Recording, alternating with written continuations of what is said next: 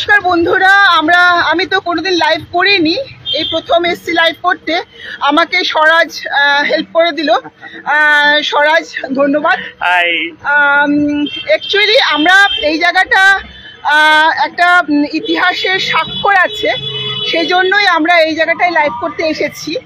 যে এটা হচ্ছে পৌরাণিক স্তূপ বরাহ মিহিরের ঢিবি, যেটা আমি ওপেন করতে গিয়ে প্রথমে ভুল করেছিলাম। তো সেটা একটু দেখাচ্ছি। হ্যাঁ, একটু দেখাচ্ছি। সরাসরি যেও না, তুমিও একটু কথা বলবে যেটুকু জানো এই সম্পর্কে। আপনারা দেখতে পাচ্ছেন যে বরাহ মিহিরের ঢিবি বা চন্দ্রকেতু গড় বলা হয়, একে চন্দ্রকেতু গড় বলা হয়। এটা এখনো পৌরাণিক এর মর্যাদা থাকলেও বা ঐতিহাসিক মর্যাদা থাকলেও এখানে আর্কিওলজি ডিপার্টমেন্ট থেকে এখনো হেরিটেজের মর্যাদা দেওয়া হয়নি। তো সেই জন্য একজন পশ্চিমবঙ্গীয় হিসেবে আমি চেষ্টা করছি আমার যতটুকু ক্ষমতা যে এই লাইভের মাধ্যমে বক্তব্যটাকে আপনাদের পাশে তুলে ধরতে। আপনারা ব্যাপারটাকে জানবেন, শুনবেন এবং দয়া করে এটা নিয়ে আওয়াজ তুলতে চেষ্টা করবেন। স্বরাজ, তুমি একটু তোমার বক্তব্য বলো। আমি একটা কথাই বলবো, মানে আমি প্রথমবার এলাম এখানে। হিস্ট্রি তো আমাদের শুধু আমরা ভাবি যে বাইরে আছে, আমাদের কলকাতার আশেপাশেও আমরা যেখানে এসেছি সেখানেও একটা অজানা হিস্টোরিক্যাল প্লেস আমরা বলতে পারি এটা। তো আমি রিকোয়েস্ট একটাই করব যে আপনারা আসুন, এসে দেখে জায়গাটা ফিল করার চেষ্টা করুন। আর এখানে সবকিছু লেখা আছে, এটা ব্যাপারটা কেন, কি বৃত্তান্ত, সবকিছু পড়ুন, পড়ে জানুন, আসুন। সেটাই হচ্ছে আসল জিনিস, আসুন। কারণ আমরাই পারি এই জায়গাটাকে আরো বেশি পপুলার করতে। পশ্চিমবঙ্গকে ট্যুরিজমের একটা জায়গা করে তুলতে আমরাই কিন্তু এগিয়ে যেতে হবে। আমাদের বাঙালি হিসেবে আমাদেরই করতে হবে, না হলে কিন্তু ওটা কোনোদিনই আপনারাও হিস্ট্রি খুঁজতে পেছনে যাবেন, মানে অনেক দূর দূর দেশে যাবেন, কিন্তু হিস্ট্রি আপনার পশ্চিমবঙ্গেই আছে, সেটা আপনি কখনো অনুভব করবেন না।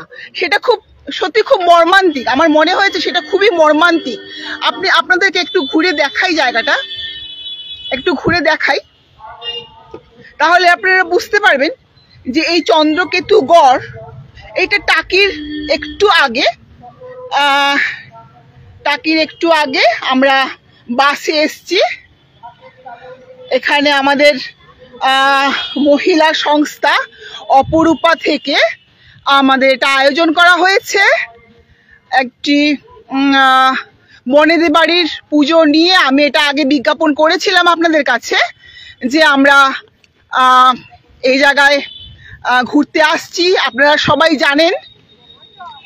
তো সেই যাওয়ার পথেই চন্দ্রকেতু গড়, সেখানে উল্লেখ ছিল, আপনারা খেয়াল করলে দেখবেন যে সেখানে উল্লেখ ছিল যে আমরা চন্দ্রকেতু গড়ে নামবো, এই গড়টা সম্পর্কে আমরা বলবো, দেখাবো।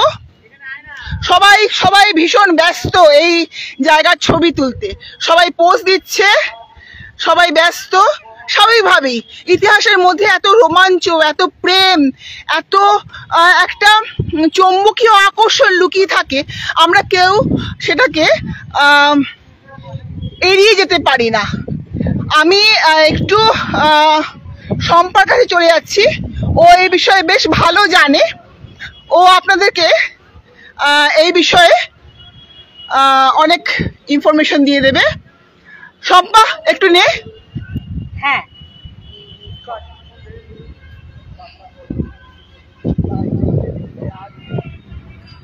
ঠিক করে দে, এটা তুই কর না, তুই বল। আমি বলছি, তুই বল। ব্যাক ক্যামেরা দে।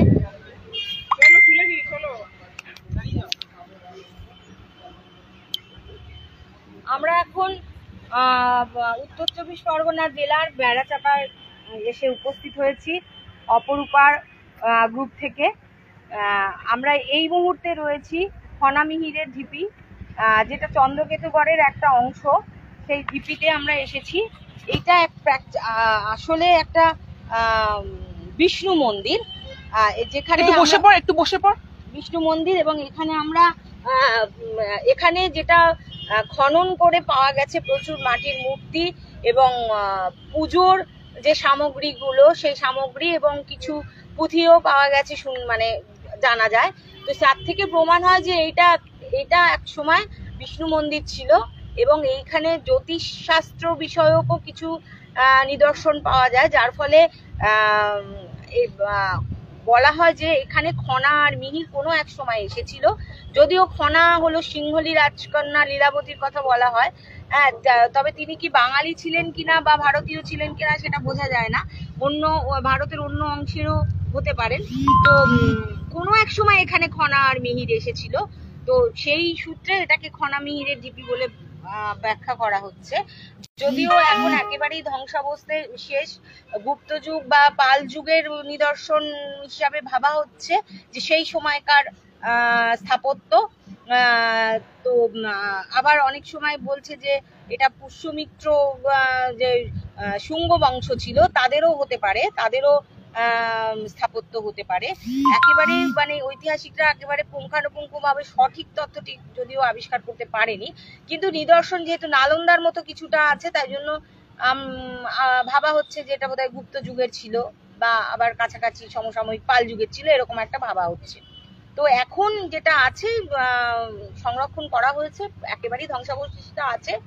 আর চন্দ্রকেতুগড়ের অংশ, এটা পুরো চন্দ্রকেতু যে দুর্গটা এখানে ছিল তার কিন্তু কোনো চিহ্ন এখন নেই।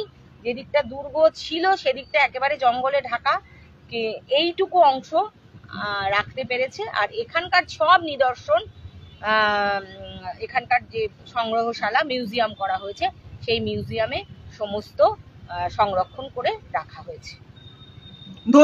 ধন্যবাদ শম্পা, আমাদের এত ইনফরমেশন দেওয়ার জন্য, এত তথ্য জানানোর জন্য। আশা করি আপনারা এখন প্রত্যেকে চেষ্টা করবেন যাতে আমাদের পশ্চিমবঙ্গের এই জায়গাটি হেরিটেজ করার দিকে আমরা এগিয়ে যেতে পারি, যাতে আর্কিওলজি ডিপার্টমেন্ট থেকে আমরা বলতে পারি যে এটাকে হেরিটেজ করা হোক, এই জায়গাকে হেরিটেজ করা হোক। আপনারা দেখুন কত সুন্দর জায়গা, কত ইতিহাস সে মোড়া একটি আকর্ষণীয় সুন্দর জায়গা। আপনার বাংলায়, আপনার পশ্চিম বাংলায় গর্ব অনুভব করুন পশ্চিমবঙ্গীয় হিসেবে, এবং এটিকে হেরিটেজ বানাতে চেষ্টা করুন। এগিয়ে আসুন। নমস্কার।